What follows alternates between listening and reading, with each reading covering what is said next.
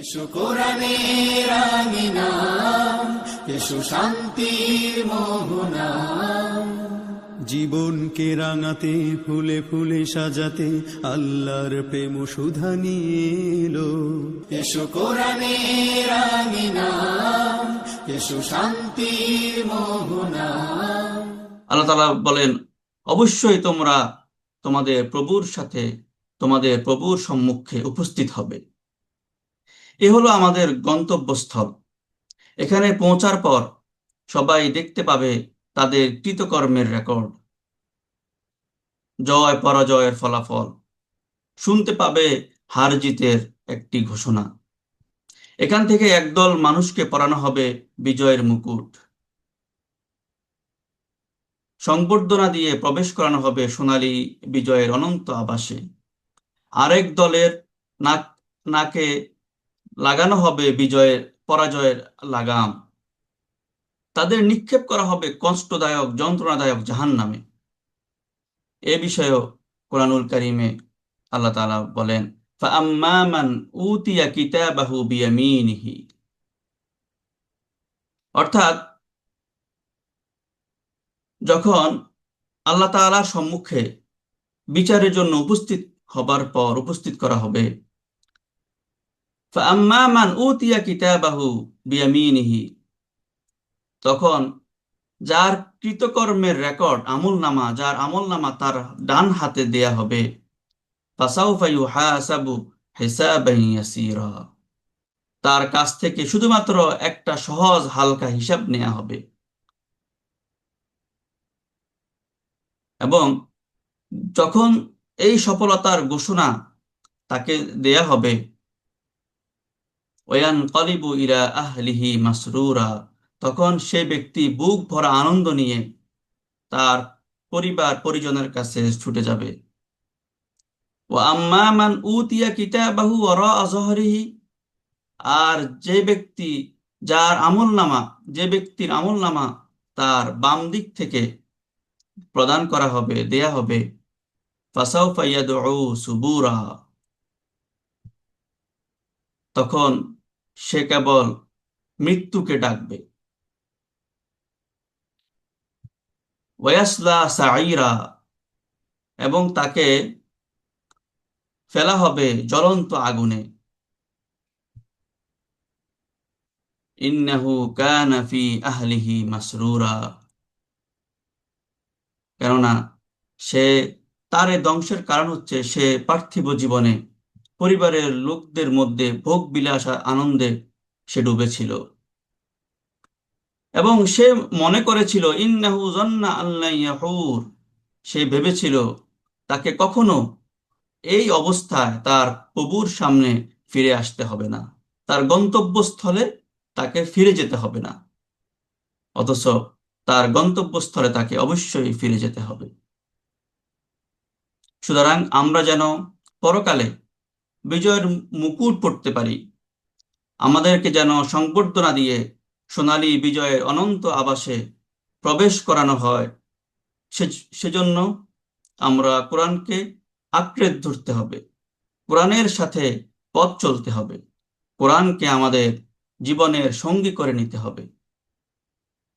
আর যারা কোরআনকে আঁকড়ে ধরবে, কোরআন তাদেরকে সব দিক থেকে আলোকিত করবে। কারণ কোরআনই হচ্ছে একমাত্র স্বচ্ছ অনির্বাণ আলো, কোরআনই হচ্ছে স্বচ্ছ সত্য জ্ঞানের একমাত্র উৎস। কেননা আল্লাহ তাআলা বলেন, কদ জাআকুম মিনাল্লাহি নূরুন ওয়া কিতাবুম মুবিন, আল্লাহ তাআলার পক্ষ থেকে তোমাদের কাছে এসেছে একটি আলো, একটি নূর, এবং একটি সুস্পষ্ট কিতাব। আর এই কিতাব দ্বারা ইহদি বিহিল্লাহ, আল্লাহ তাআলা এই কিতাব দ্বারা হেদায়েত করবেন মানিত্তাবা রিদওয়ানাহু, যারা আল্লাহর সন্তুষ্ট চিত্ত তালাশ করে তাদেরকে আল্লাহ তাআলা এই কোরআন দ্বারা হেদায়েত করবেন। আর তাদেরকে কি করবেন? সুবুলাস সালাম, শান্তির পথে নিয়ে আসবেন। আর একটি কাজ হচ্ছে ওয়ুখরিজুহুম মিনাজ জুলুমাতি ইলান নূর, আল্লাহ বিইজনিহি, আল্লাহ তাআলা এই মানুষগুলোকে, যারা কোরআনকে আঁকড়ে ধরবে, কোরআন দিয়ে তাদের জীবন সাজাবে, এই মানুষগুলোকে অন্ধকার থেকে আলোতে নিয়ে আসবেন। ওয়াহদিহিম ইলা সিরাতিম মুস্তাকিম, আর তাদেরকে আল্লাহ তাআলা পরিচালিত করবেন সোজা সঠিক পথে। সুতরাং কোরআন হচ্ছে আল্লাহর পক্ষ থেকে আসা আলো।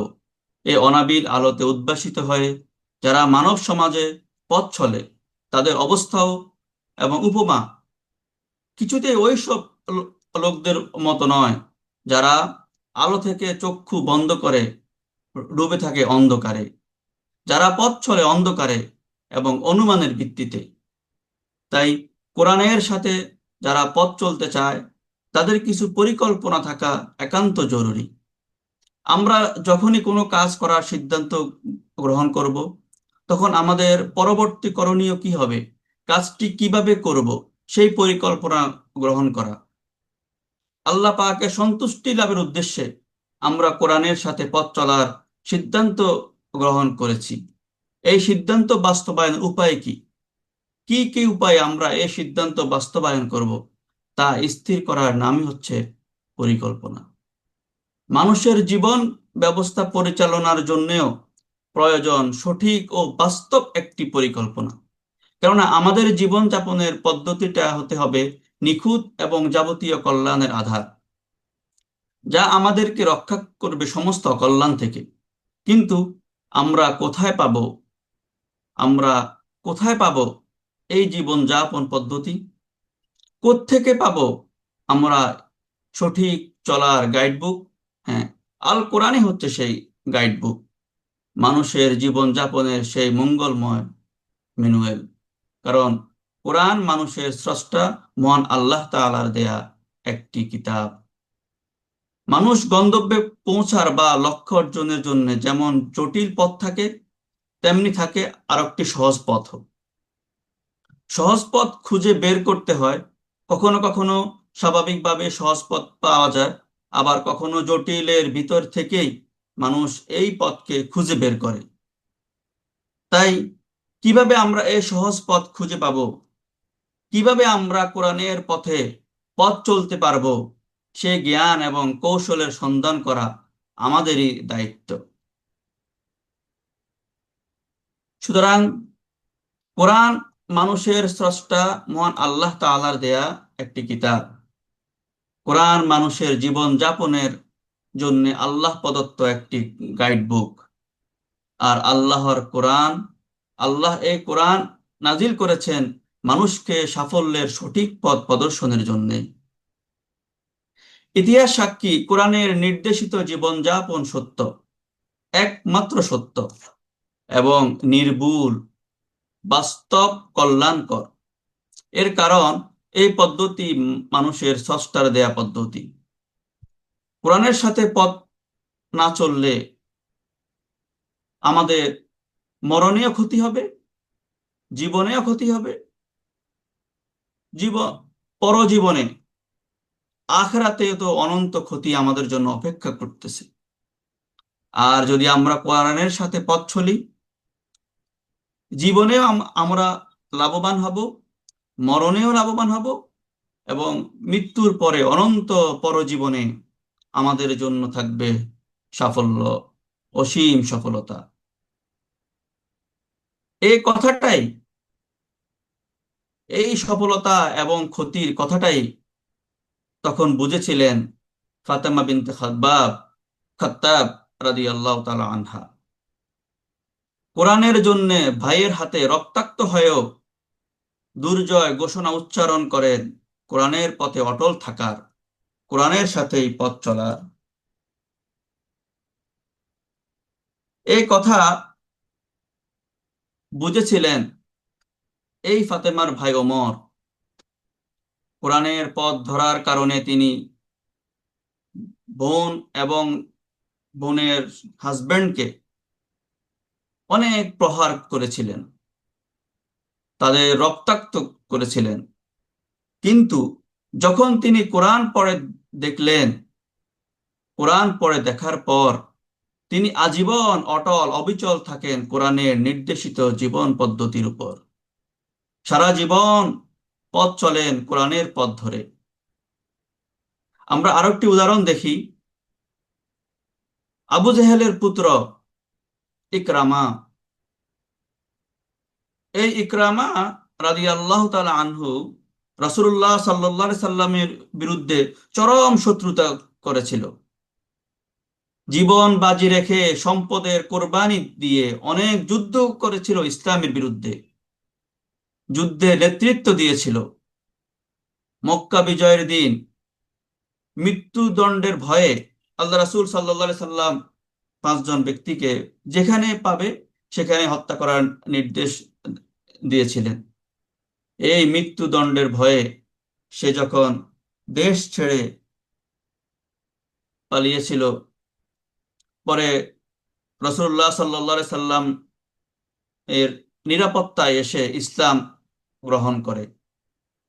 ইসলাম গ্রহণ করে তিনি শপথ করেন, ইসলাম গ্রহণের পূর্বে ইসলামের বিরোধিতায় যে পরিমাণ শক্তি ও সম্পদ তিনি ব্যয় করেছেন, এখন থেকে ইসলামের জন্য তার দ্বিগুণ শক্তি ও সম্পদ দিয়ে তিনি কাজ করবেন। ইসলাম গ্রহণ করার পর থেকে তিনি সবসময় কোরআন তেলাওয়াত করতেন, কোরআন পাঠ করতেন আর কাঁদতেন। ইসলাম গ্রহণের পূর্বে কোরআনের বিরোধিতার জন্য সারা জীবন তিনি ক্রন্দন করেছেন, সারা জীবন তিনি কেঁদেছেন।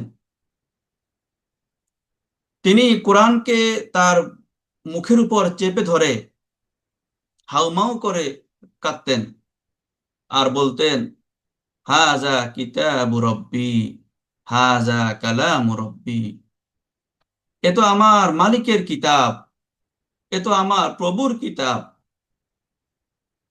এ ইকরামা রাদিয়াল্লাহু তাআলা আনহু ইয়ারমুকের যুদ্ধে তিনি বীর বিক্রমে জিহাদ করে শহীদ হন। শাহাদাতের পূর্ব পর্যন্ত তিনি অটল অবিচল হয়ে কোরআনের সাথে পথ চলেছেন, কোরআনের পথেই তিনি শহীদ হয়েছেন। কোরআনের আরেকজন মূর্ত প্রতীক ছিলেন ওমর রাদিয়াল্লাহু তাআলা আনহু। ইসলাম কবুল করার পর সারা জীবন কোরআনের সাথেই পথ চলেছেন। জীবনের প্রতিটি ক্ষেত্রে কোরআনের হুকুম অক্ষরে অক্ষরে তিনি পালন করেছেন। কোরআনের বাহক মুহাম্মদ সাল্লাল্লাহু আলাইহি সাল্লামের পদাঙ্ক অনুসরণ করেছেন প্রতিটি কর্মে। নিজের কোনো আচরণ, কোনো চিন্তা, কোনো মত, কোনো সিদ্ধান্ত যদি কখনো কোরআনের সাথে বেমিল হতো কিংবা কখনো সাংঘর্ষিক হতো, কোরআনের সাথে আর যদি তা ধরিয়ে দিতেন কেউ কোরআনের বাণী দিয়ে, তবে সাথে সাথেই তিনি থমকে দাঁড়াতেন, এক কদমও সামনে যেতেন না। কোরআনের আদেশ উপেক্ষা করে সাথে সাথেই তিনি কোরআনের দিকে ফিরে আসতেন এবং অবনত মস্তকে তা মেনে নিতেন, সেই কোরআনের আদেশ। ওমর রাদিয়াল্লাহু আনহু যখন খলিফা আমিরুল মুমিনিন, তখন আব্দুল্লাহ ইবনে আব্বাস রাদিয়াল্লাহু তাআলা আনহু ছিলেন তার সভাসদের একজন। ইবনে আব্বাস রাদিয়াল্লাহু তাআলা আনহু বলেন, একবার ওয়াইনা ইবনে হিশান মদিনায় এসে তার ভাতিজা হোর এর বাসায় ওঠেন। ওয়াইনা ছিলেন মুসলমানদের দ্বারা বিজিত কোন একটি অঞ্চলের গোত্র প্রধান। ওয়াইনা তার ভাতিজা হোরকে বলল, ভাতিজা, খলিফা ওমরের দরবারে তো তোমার বেশ প্রভাব আছে, কেননা তুমি তার সভাসদের একজন, আমাকে তার সাথে সাক্ষাৎ করিয়ে দাও।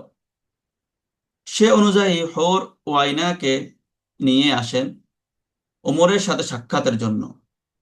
সাক্ষাৎকালে ওয়াইনা খলিফাকে বলে, হে খাত্তাবের পুত্র, আল্লাহর কসম, আপনি আমাদেরকে অধিক অর্থ সম্পদ প্রদান করেন না এবং ইনসাফের সাথে আপনি শাসন কার্য পরিচালনা করেন না। এই কথা শোনা মাত্রই ওমর রাদিয়াল্লাহু আনহু খুবই উত্তেজিত হয়ে ওঠেন, এমনকি তাকে ধরে মারার জন্য তিনি উদ্যত হন। ঠিক সেই মুহূর্তেই ওয়াইনার ভাতিজা হোর খলিফাকে লক্ষ্য করে বলে উঠলেন, হে আমিরুল মুমিনিন, শুনুন, আল্লাহ পাক তার নবীকে নির্দেশ দিয়েছেন, খুযিল আফওয়া ওয়া'মুর বিল উরফ ওয়া আ'রিদ আনিল জাহিলিন। সূরা আল আরাফের 199 আয়াত। খুযিল আফওয়া ওয়া'মুর বিল উরফি ওয়া আ'রিদ আনিল জাহিলিন। খুযিল আফওয়া, ক্ষমা করে দাও, ওয়া'মুর বিল উরফ, ভালো কাজের আদেশ করো, ওয়া আ'রিদ আনিল জাহিলিন, এবং জাহেলদেরকে তুমি উপেক্ষা করে চলো। ইবনে আব্বাস রাদিয়াল্লাহু তাআলা আনহু বলেন, আল্লাহর শপথ, এই আয়াতটি শোনা মাত্রই ওমর রাদিয়াল্লাহু তাআলা আনহু স্থির হয়ে যান এবং এক কদমও সামনে আর অগ্রসর হননি। ইবনে আব্বাস রাদিয়াল্লাহু তাআলা আনহু বলেন, মূলত ওমর ছিলেন এমন এক ব্যক্তি যিনি আল্লাহর কালাম শোনা মাত্রই থমকে দাঁড়াতেন। সম্মানিত উপস্থিতি, এভাবেই সাহাবায়ে কেরাম রাদিয়াল্লাহু আনহুম প্রত্যেকেই কোরআনের সাথে পথ চলেছেন, কোরআনের সাথে পথ চলতে সহযোগিতা করেছেন পরস্পরকে। সাহাবায়ে কেরামের জীবন ছিল এমন, তারা কোরআন দিয়ে নিজেদের সাজাতেন। তাই আমাদেরও উচিত, জীবন দিয়েছেন যিনি, জীবন যাপনের পদ্ধতিও নেওয়া উচিত তার থেকেই। দুনিয়াতে আমরা দেখি কোনো জিনিসের আবিষ্কারক বা নির্মাতা তার পরিচালনা বিধি বা ম্যানুয়াল তৈরি করে দেন, আমরা সেই বিধি বা ম্যানুয়াল মোতাবেক সেই জিনিসটি পরিচালনা করি। তবে কেন ব্যতিক্রম করব আমরা আমাদের জীবনের ব্যাপারে?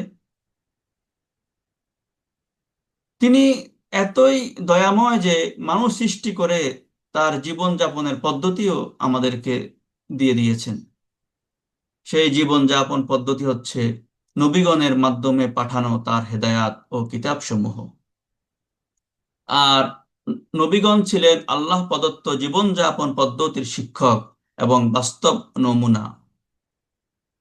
এই পুরো জীবন পদ্ধতি তারা শিখিয়ে গেছেন এবং অনুসরণ করে আমাদেরকে দেখিয়ে দিয়েছেন।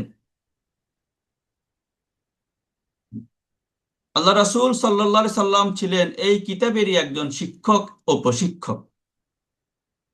তিনি এর ভিত্তিতে জীবন যাপন করার পরিপূর্ণ শিক্ষাদান করে গেছেন, নিজে বাস্তব জীবনে অনুসরণ করে বাস্তব নমুনা পেশ করে গেছেন। এখন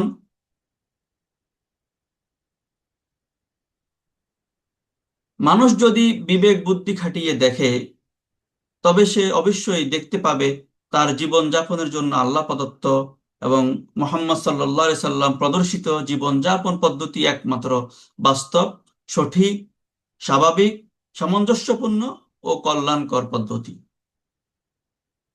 আমাদের বিবেক বুদ্ধি মহান আল্লাহর বাণীকে মহাসত্য ও যুক্তিসঙ্গত বলে সায় দিতে বাধ্য।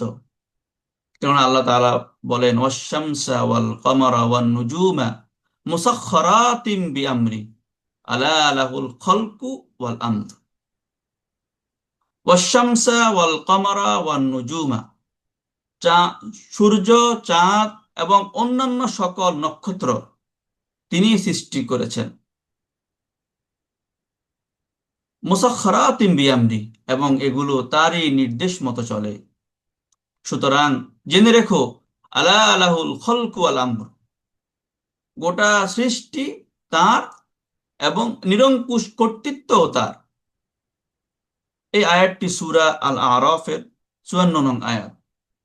অর্থাৎ সৃষ্টি যার, সৃষ্টি চলার পথ এবং জীবনযাপন পদ্ধতি হতে হবে তারই প্রদত্ত।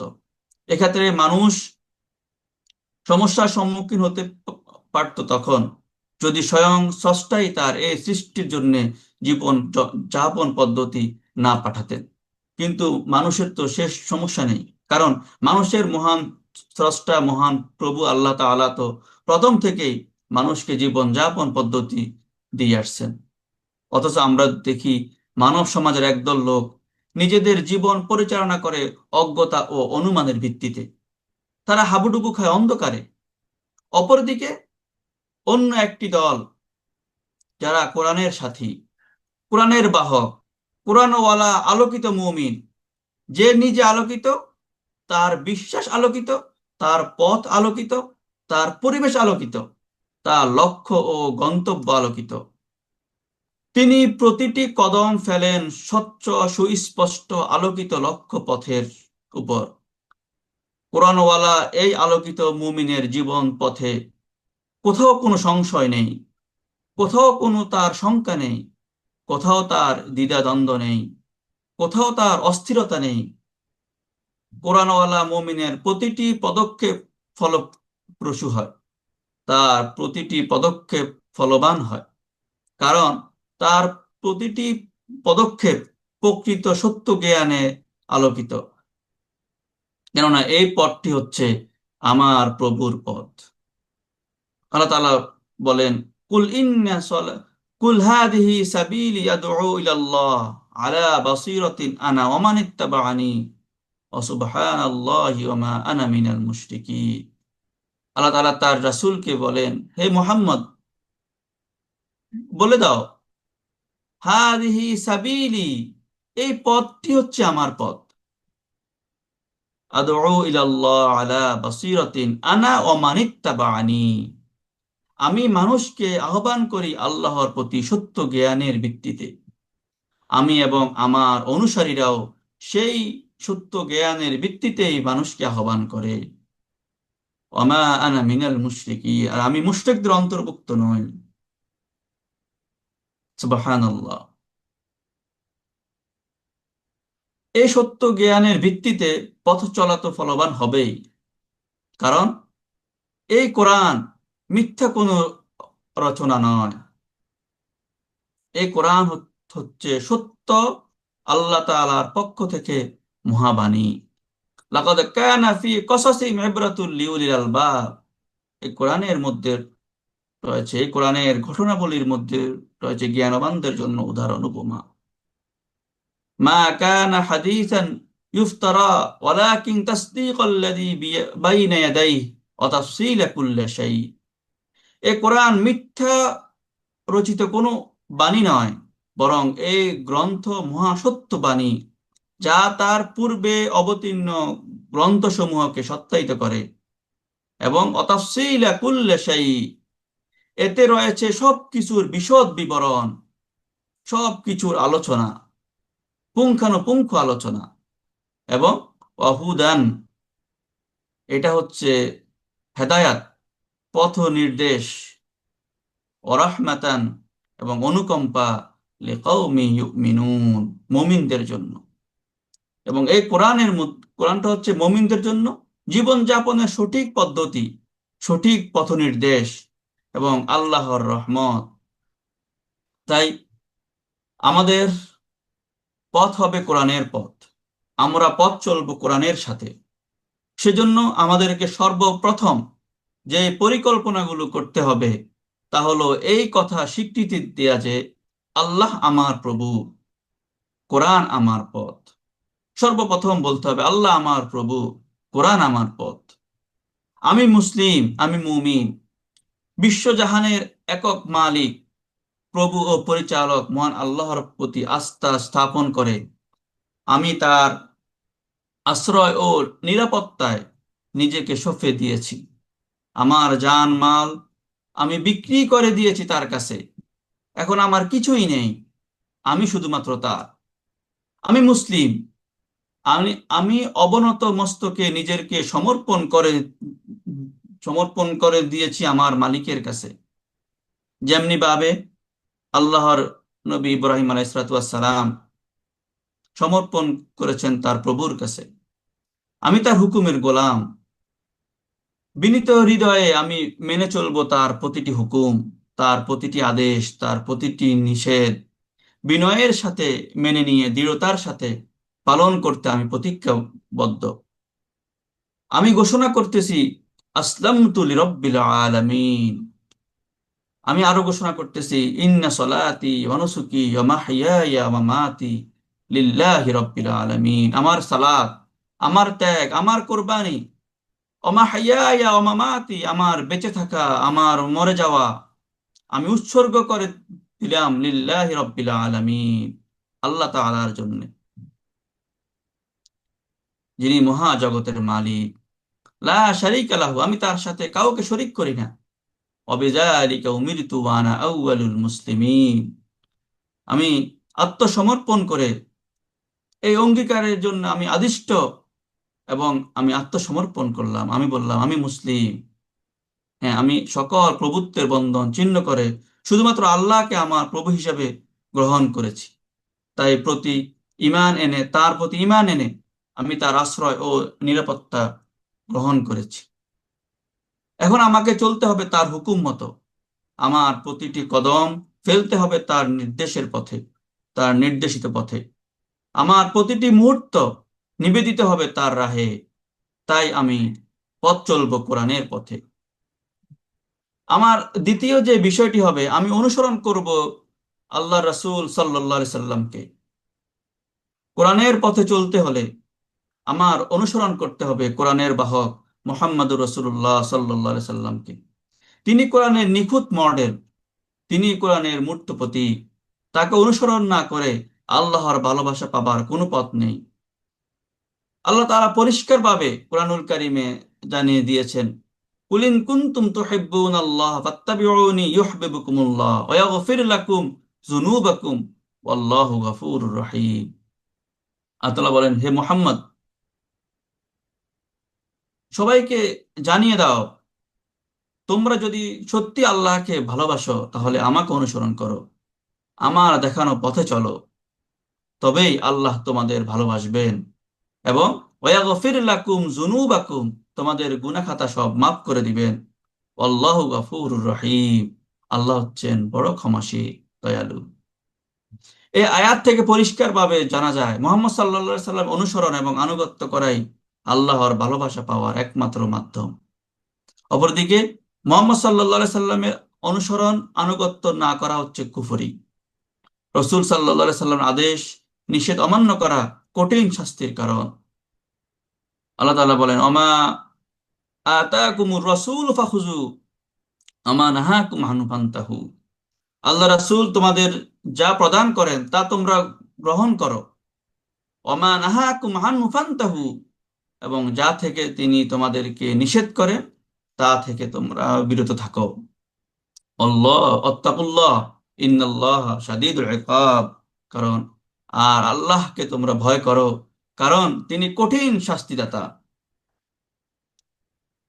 মুহাম্মদ সাল্লাল্লাহু আলাইহি সাল্লাম আল্লাহর পথে জীবন যাপনের ক্ষেত্রে আমাদের জন্য সর্বোত্তম উপমা, সর্বোত্তম মডেল।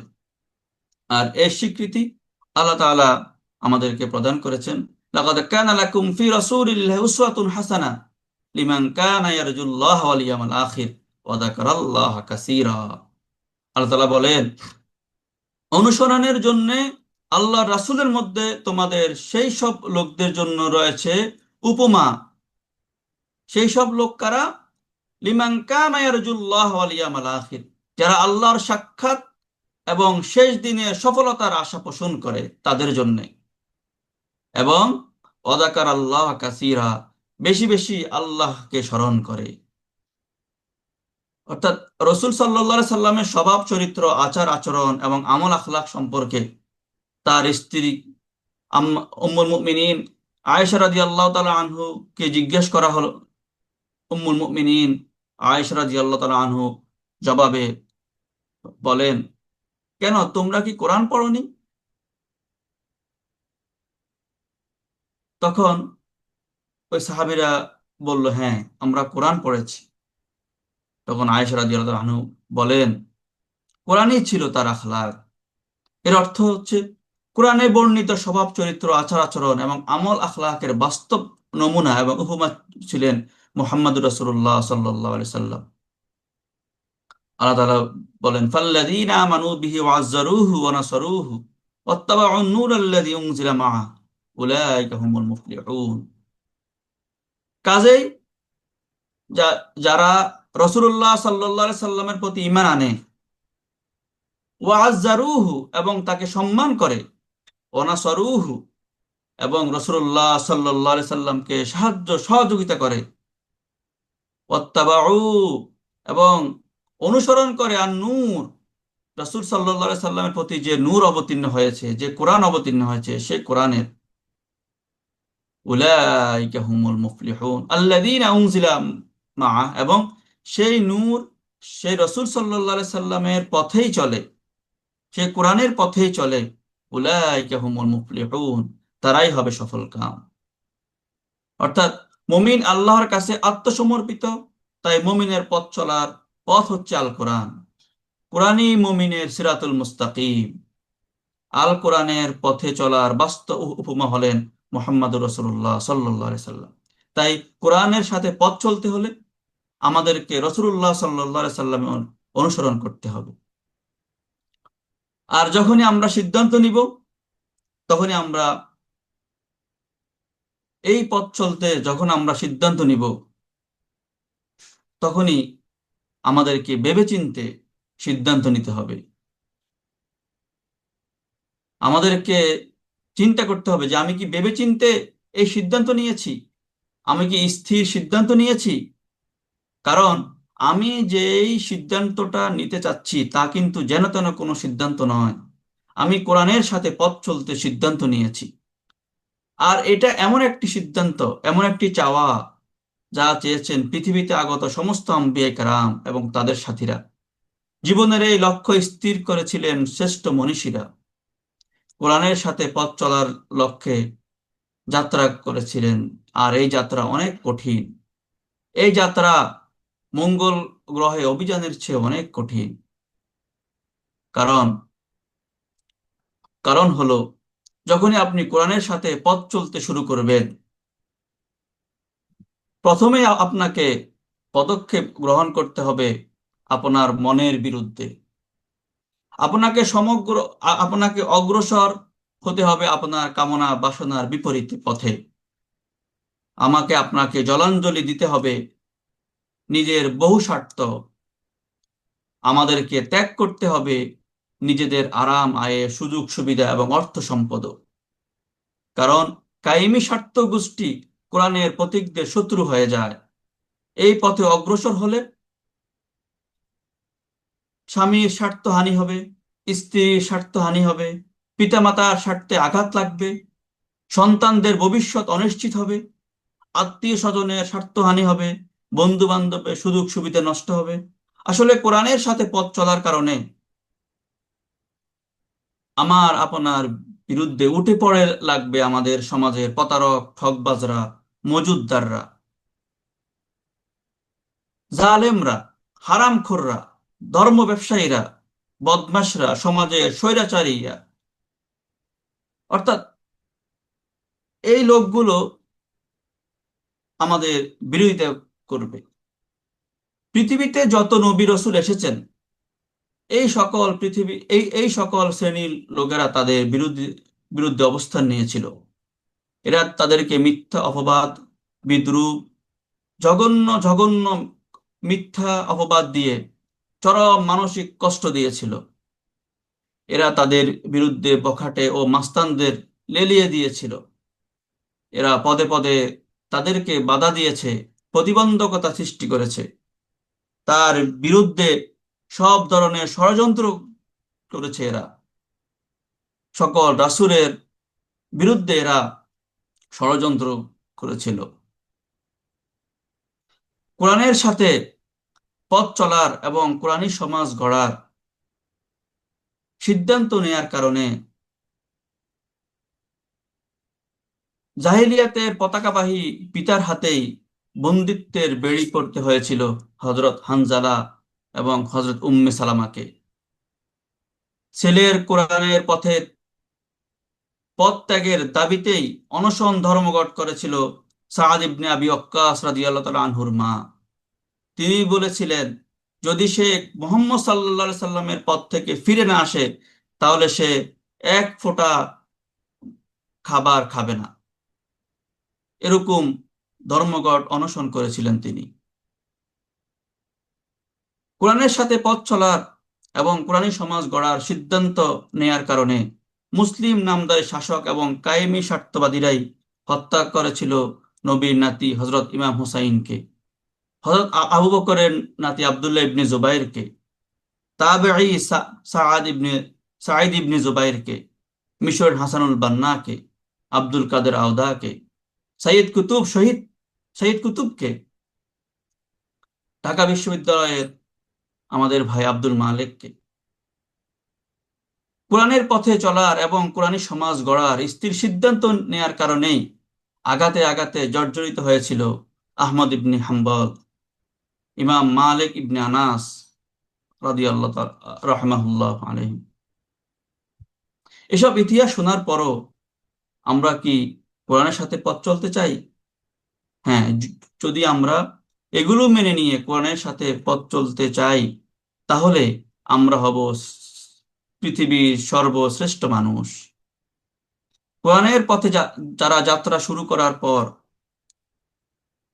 যেসব অবস্থা সৃষ্টি হবে এবং অতীতে এই পথের যাত্রীদের জীবনে যা কিছু ঘটেছিল সেই সব জানার এবং বোঝার পরও যদি আমরা এই পথে চলার সিদ্ধান্ত নেই, তবে নিঃসন্দেহে আমরা হব সাহসী একজন বীর। চাই আমরা নারী হই কিংবা পুরুষ, আমরাই হব সর্বশ্রেষ্ঠ বীর। আসমান সাক্ষী, কোরআন সাক্ষী, আপনি যদি কোরআনের পথে চলেন, আপনাকে পরাজিত করতে পারে এমন কোন শক্তি পৃথিবীতে নেই। আপনার কোনো দুশমন আপনাকে পরাজিত করতে পারবে না। আর আপনাকে যে জয় করবে সে হবে আপনারই পথের পথিক এবং আপনারই আদর্শ বিজয়ী।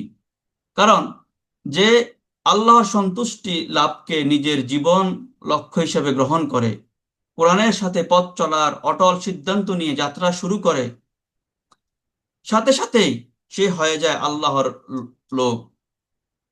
রাসূলুল্লাহ সাল্লাল্লাহু আলাইহি সাল্লাম বলেছেন, আহলুল কোরআন হুম আহলুল্লাহ ওয়া খাসাতুহু, কোরআনের লোকেরাই হচ্ছে আল্লাহর লোক এবং তার খাস লোক। আহলুল কোরআন হুম আহলুল্লাহ, কোরআনের লোকেরা হচ্ছে আল্লাহর পরিবার, ওয়া খাসাতুহু এবং তার খাস লোক। চতুর্থ নম্বর হচ্ছে আমাদের পরিকল্পনার কোরআন বোঝা এবং কোরআন জানা। কোরআনের সাথে পথ চলার পরিকল্পনা তৈরি করতে হলে এই পরিকল্পনার অন্যতম পয়েন্ট হলো কোরআনের জ্ঞান অর্জন করা। কারণ কোরআনে কি আছে, কি বলা হয়েছে তা জানা, তা যদি জানা না থাকে, আমরা কোরআনের পথে একদম অগ্রসর হতে পারবো না। এই জন্যে রাসূলুল্লাহ সাল্লাল্লাহু আলাইহি সাল্লাম বলেছেন, খায়রুকুম মান তাআল্লামাল কুরআনা ওয়া আল্লামা, অর্থাৎ তোমাদের মধ্যে সে ব্যক্তি যে কোরআনের জ্ঞান অর্জন করে এবং কোরআন শিক্ষা দান করে, সে হচ্ছে সর্বোত্তম। কোরআন বুঝতে হলে, কোরআন জানতে হলে কোরআনের ভাষা শিখতে হবে। আর আমরা জানি বাংলাদেশ কোরআন শিক্ষা সোসাইটি প্রতি জুমাবার কোরআনের ভাষা শেখার জন্য ক্লাস পরিচালনা করে থাকে। আমরা সেখানে ভর্তি হব এবং কোরআনের ভাষা শিখে কোরআনের জ্ঞান অর্জন করব। বাংলা ভাষায় অনুদিত তাফসির পড়তে হবে। বাংলা ভাষায় আল কোরআন এবং তাফসিরুল কোরআনের অনেকগুলো অনুবাদ প্রকাশ হয়েছে। তাফসির গ্রন্থের সাথে কোরআনের অনুবাদও আছে, তাফসিরও আছে। আমরা একটি সহজ ভালো তাফসির সংগ্রহ করে পড়তে পারি, যেমন তাফহিমুল কোরআন, অত্যন্ত সহজ এবং খুবই সুন্দর ভাষায় রচিত। এটি এ যাবৎকালের বাংলা ভাষায় অনুদিত সর্বোত্তম তাফসির বলে আমাদের মনে হয়। তাফসির গ্রন্থ দেখে প্রথমে শুরু থেকে শেষ পর্যন্ত কোরআনের অনুবাদ পড়া, প্রতিদিন নিয়মিত কিছু অংশ পড়া, 6 মাস বা 1 বছর অথবা 1.5 বছর কিংবা 2 বছর, এর কোনো একটি মেয়াদে স্থির করা এবং সেই মেয়াদের মধ্যে, সেই সময়ের মধ্যে পুরো কোরআন পড়ে শেষ করা। কোনো শব্দ বা বাক্যের অর্থ বা তাৎপর্য সঠিকভাবে বুঝতে পারছেন না মনে হলে তাফসির দেখে নেয়া, টিকা বা ব্যাখ্যা পড়ে আশা করা যায় তা পরিষ্কার হয়ে যাবে। তাতেও যদি পরিষ্কার না হয়, যারা কোরআনের জ্ঞান রাখেন তাদের সাথে বিষয়টি নিয়ে কথা বলা, আলোচনা করা। আর আমাদের মাঝে তো এমন একজন জ্ঞানী আল্লাহ তাআলা দিয়ে দিয়েছেন, যিনি শুধু বাংলাদেশে নয়, উপ উপমহাদেশের একজন কোরআনের পণ্ডিত, আমাদের বাংলাদেশ কোরআন শিক্ষা সোসাইটির সম্মানিত সভাপতি ওস্তাজুল আসাতিজা আমাদের একান্ত প্রিয় ব্যক্তিত্ব মুহতারাম মাওলানা আব্দুল শহীদ নাসিম হাফিজাহুল্লাহ। আমরা আল্লাহ তাআলার কাছে দোয়া করি আল্লাহ যেন স্যারকে সুস্থতার সহিত নেক হায়াতে তাইয়্যিবা দান করেন, স্যারের ছায়াকে যেন আমাদের উপর আরো দীর্ঘায়িত করেন। প্রিয় উপস্থিতি, কোরআন পড়ার সময় 5 নম্বর হচ্ছে কোরআন পড়ার সময় গভীর মনোযোগ সহকারে লক্ষ্য করা যে আল্লাহ তার নিজের সম্পর্কে কি বলেছেন, কি ধারণা দিচ্ছেন। আল্লাহ সম্পর্কে প্রদত্ত ধারণা ও দৃষ্টিভঙ্গি, ক্লিয়ার কনসেপ্ট মাথায় ধারণ করা। এই জগৎ ও মহাজগৎ সম্পর্কে আল্লাহ কি বলেছেন, কি ধারণা দিচ্ছেন তা তা আমরা উপলব্ধি করা। মানুষকে কেন আল্লাহ সৃষ্টি করেছেন, কি দায়িত্ব কর্তব্য তার, এগুলো উপলব্ধি করা। মৃত্যু পরবর্তী জীবন সম্পর্কে মহান আল্লাহ কি বলেছেন, মানুষের শেষ পরিণতি কি হবে, এই বিষয়টি গভীরভাবে উপলব্ধি করা। কোরআনে বর্ণিত অতীত লোকদের ইতিহাস নিয়ে একটু ভাবা। মুমিনদের দায়িত্ব কর্তব্য কি, আল্লাহ মুমিনদের কি কি কাজ করার নির্দেশ দিয়েছেন, আল্লাহর পছন্দনীয় গুণাবলী কি কি, আল্লাহর অপছন্দনীয় কাজ কি কি, আল্লাহ মুমিনদের কি কি কাজ করতে নিষেধ করেছেন, তাদের কি কি কাজ হারাম করে দিয়েছেন। এই বিষয়গুলো গভীরভাবে উপলব্ধি করা, বোঝা, সম্ভব হলে নোট করা। কোরআন সম্পর্কে আল্লাহ কি কি বলেছেন, এটি কেমন গ্রন্থ, কি উদ্দেশ্যে এটি নাজিল করেছেন, কি আচরণ করা উচিত কোরআনের সাথে, এই বিষয়টিও গভীরভাবে উপলব্ধি করা। এভাবে পুরো কোরআন একবার পড়া হলে তখন দেখা যাবে আমাদের ভিতরটা আলোকিত হয়ে উঠেছে, আমাদের চিন্তায় পরিবর্তন আসছে। 6 নম্বর হচ্ছে কোরআনের ক্লাস এবং কোরআনের আলোচনায় যোগদান করা। আলহামদুলিল্লাহ, বাংলাদেশ কোরআন শিক্ষা সোসাইটি নিয়মিত কোরআনের ক্লাস, তাফসির সভা এবং কোরআনের উপর সেমিনার, সিম্পোজিয়াম ও অনেকগুলো কাজ করে থাকে। আমরা এগুলোতে নিজেরা অংশগ্রহণ করতে পারি, আমাদের পরিচিত জনদেরকেও এই ক্লাসগুলোতে অংশগ্রহণ করার দাওয়াত করতে পারি। এতে করে আমাদের কোরআনের জ্ঞান, কোরআনের পুঁজি আরো সমৃদ্ধ হবে। 7 নম্বর হচ্ছে কোরআনের ক্লাস পরিচালনা করা। কোনো মসজিদ, অফিস বা অডিটোরিয়ামে আমরা যদি নিজে কোরআনের ক্লাস পরিচালনার উদ্যোগ নিতে পারি, তবে এটি হবে কোরআন বোঝার ক্ষেত্রে আমাদের জন্য একটি কার্যকরী উদ্যোগ।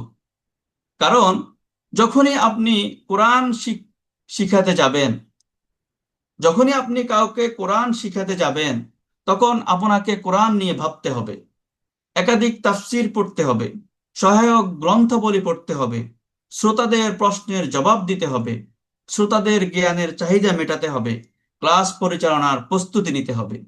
এই পদ্ধতিতে আমাদের জ্ঞান অর্জনের গতি কয়েক গুণ বাড়িয়ে দিবে। কারণ আলো বিতরণ করতে হলে আলো সংগ্রহ করতে হয়। তাই আমাদের সকলের উচিত নিজ নিজ জায়গায়, বাসায়, নিজেদের অফিসে কোরআনের ক্লাস পরিচালনা করা। তখন আমাদের কোরআনের জ্ঞানে আমরা সমৃদ্ধ হব ইনশাআল্লাহ। 8 নম্বর হচ্ছে মুহাম্মদ সাল্লাল্লাহু সাল্লামের জীবনী পাঠ করা। রাসূল সাল্লাল্লাহু সাল্লামের জীবনীর উপর যেই বইগুলো এই লেখা হয়েছে, আমাদের বাংলাদেশ কোরআন শিক্ষা সোসাইটি, আমাদের ওস্তাদ মুহতারাম মাওলানা আব্দুল শহীদ নাসিম হাফিজাহুল্লাহ রাসূলুল্লাহ সাল্লাল্লাহু সাল্লামের জীবনীর উপর 2টি বই আছে, আমরা সেগুলো পড়তে পারি। মানবতার বন্ধু মুহাম্মদ সাল্লাল্লাহু সাল্লাম, এই বইটি পড়তে পারি। আমাদের আরো একটি বই আছে সোসাইটি থেকে পরিচয় এই পাবলিশ করা, নবীদের সংগ্রামী জীবন, এই বইটি আমরা পড়তে পারি। তাহলে রাসূলুল্লাহ সাল্লাল্লাহু সাল্লামের জীবনের উপর আমাদের একটা সম্মুখ ধারণা আসবে। কেননা কোরআন নাজিল হয়েছে মুহাম্মদ সাল্লাল্লাহু সাল্লামের প্রতি, তিনি ছিলেন কোরআনের নিখুঁত এবং পূর্ণাঙ্গ বাস্তব মডেল। তাই আমাদের রাসূল সাল্লাল্লাহু সাল্লামের জীবনী পড়তে হবে। 9 নম্বর হচ্ছে হাদিস পাঠ করা। মুহাম্মদ সাল্লাল্লাহু আলাইহি সাল্লামের জীবন ধারার পূর্ণাঙ্গ চিত্র পাওয়া যায় হাদিসে। মূলত হাদিস কোরআনেরই বাস্তব ব্যাখ্যা। কোরআন বুঝতে হলে হাদিস পড়তে হবে। হাদিসের গ্রন্থাবলী বাংলা ভাষায় অনেক আছে, আমরা সেগুলো সংগ্রহ করে হাদিস পাঠ করব। 10 হচ্ছে কোরআন সংক্রান্ত কিছু বই পড়া। আমাদের কোরআন বোঝার জন্য কোরআন সংক্রান্ত কিছু বই পড়ে নিলে তা খুবই উপকারী হবে। আমাদের বাংলাদেশ কোরআন শিক্ষা সোসাইটি অনেকগুলো বই এই প্রকাশ করেছে, কোরআন পড়বেন কেন, কিভাবে, কোরআন বোঝা সহজ, আল কোরআন আর তাফসির, কোরআন বোঝার প্রথম পাঠ। এই বইগুলো আমরা সংগ্রহ করে আমরা কোরআন সংক্রান্ত আরো জ্ঞান অর্জন করতে পারি। 11 নম্বর হচ্ছে সবচাইতে গুরুত্বপূর্ণ, সেটা হচ্ছে কোরআনের পথিকদের সাথে পথ চলা। কোরআনের সাথে পথ চলার পরিকল্পনা যারা করে তাদের অন্যতম পরিকল্পনা হচ্ছে কোরআনের পথিকদের সাথে পথ চলা। কোরআনের পথিক মানে সেই সব লোক যারা কোরআনের সাথে পথ চলে। এরা সেই সব নারী পুরুষ, সেই সব যুবক যুবতী যারা নিজেদের জীবন পরিচালিত করে কোরআনের আলোকে, যারা কোরআনের হুকুম আহকাম মেনে চলে, যারা কোরআনে যা কিছু নিষেধ করা হয়েছে সেসব পরিহার করে, যা কিছু হারাম করা হয়েছে সেগুলো পরিত্যাগ করে, যারা কোরআনের বিধান প্রতিষ্ঠা ও বাস্তবায়নের জন্য দলবদ্ধ প্রচেষ্টা চালায়, কোরআন যাদের ঐক্যের প্রতীক, যারা কোরআন শিক্ষাদান করে, কোরআনের আলো বিতরণ করে, যারা সংঘবদ্ধ প্রচেষ্টার মাধ্যমে তান্ত্রিক উপায়ে কোরআনী সমাজ গড়া যাদের উদ্দেশ্য, কোরআনকে বিজয়ী করার চেষ্টা করে, আর এরাই হচ্ছে কোরআনের প্রতীক। তাই কোরআনের সাথে পথ চলার জন্য আমাদেরকে এদের সাথী হয়ে যেতে হবে। এদের সাথে হতে পারলে আমাদের জন্য কোরআনের সাথে পথ চলা খুবই সহজ হয়ে যাবে। কারণ এরাই হচ্ছে চিন্তা, কথা ও কাজের দিক থেকে সত্যবাদী ও সত্যপন্থী। আর কোরআনের নির্দেশ হচ্ছে সত্যবাদী ও সত্যপন্থীদের সাথে হয়ে যাও। ইয়া আইয়ুহাল্লাযীনা আমানুত্তাকুল্লাহ ওয়া কুনু মাআস সাদিকিন। আল্লাহ তাআলা ঈমানদারদেরকে, যারা ঈমান এনেছে তাদেরকে ডেকে বলে, হে ঈমানওয়ালা লোকেরা, তোমরা আল্লাহকে ভয় করো, ওয়া কুনু মাআস সাদিকিন, এবং সত্যপন্থী সত্যবাদী মতাদর্শের লোকদের সাথে হয়ে যাও। সুতরাং আমাদেরকে কোরআনের সাথে পথ চলতে হলে কোরআনের পথিকদের সাথে আমাদেরকে সম্পর্ক আরো বাড়াতে হবে। কোরআনের পথিকদের সাহায্য করা আল্লাহর দায়িত্ব। শুধু সাহায্য করেন না, তাদের নিজ যারা কোরআনের পথের পথিক তাদেরকে যদি কেউ নির্যাতন করে তাদের থেকে আল্লাহ তাআলা প্রতিশোধ গ্রহণ করে থাকেন। সুবহানাল্লাহ। সুতরাং আল্লাহ তাআলার ঘোষণা হচ্ছে, ওমান ইয়াত্তাকিল্লাহ ইয়াজআল লাহু মিন আমরিহি ইউসরা। আল্লাহ তাআলা আমাদেরকে উদ্দেশ্য করে বলেন, তোমরা আল্লাহকে ভয় করো, আল্লাহ তার লক্ষ্য পথে চলার কাজকে সহজ করে দিবেন। যে ব্যক্তি আল্লাহকে ভয় করবে আল্লাহ তাকে তার লক্ষ্য পথে চলার কাজকে সহজ করে দিবেন। ওমান ইয়াত্তাকিল্লাহ ইউকাফির আনহু সাইয়্যাতিহি ওয়া ইউযিম লাহু আজরা। ওমান ইয়াত্তাকিল্লাহ ইয়াজআল লাহু মিন আমরিহি ইউসরা যালিকা আমরুল্লাহ আনজালাহু ইলাইকুম। আল্লাহ তাআলা বলেন, এই হলো আল্লাহর বিধান যা তিনি তোমাদের জন্য অবতীর্ণ করেছেন। ওমান ইয়াত্তাকিল্লাহ ইউকাফির আনহু সাইয়্যাতিহি, আর যে কেউ আল্লাহর বিধান মেনে চলবে তিনি তার অসুবিধা, অকল্যাণ ও ত্রুটিসমূহ দূর করে দিবেন। ওয়া ইউযিম লাহু আজরা, এবং তাকে দান করবেন বিরাট সফলতা, বিরাট পুরস্কার। আর কি করবেন? ওমান ইয়াত্তাকিল্লাহ ইয়াজআল লাহু মাখরাজা, যে কেউ আল্লাহকে ভয় করবে আল্লাহ তার জন্য সমস্যা ও সংকট থেকে বের হওয়ার পথ খুলে দিবেন। ওয়ারযুকহু মিন হাইসু লা ইয়াহতাসিব, আর তাছাড়া তিনি তাকে এমন উচ্চ থেকে এমন সুযোগ সুবিধা ও সহযোগিতা প্রদান করবেন, এমন রিজিক দান করবেন যেসব উৎসের কথা সে কখনো কল্পনাও করতে পারেনি। সুতরাং আমাদেরকে সিদ্ধান্ত নিতে হবে, আমরা পরিকল্পনা করতে হবে এবং সে অনুযায়ী বাস্তবায়ন করতে হবে কোরআনের সাথে পথ চলার। আল্লাহ তাআলা আমাদেরকে কোরআনের সাথে পথ চলার এবং নিজেদেরকে আলোকিত করার তৌফিক দান করুন। ওয়া মা তাওফীকি ইল্লা বিল্লাহ। আসসালামু আলাইকুম ওয়া রাহমাতুল্লাহি ওয়া বারাকাতুহু।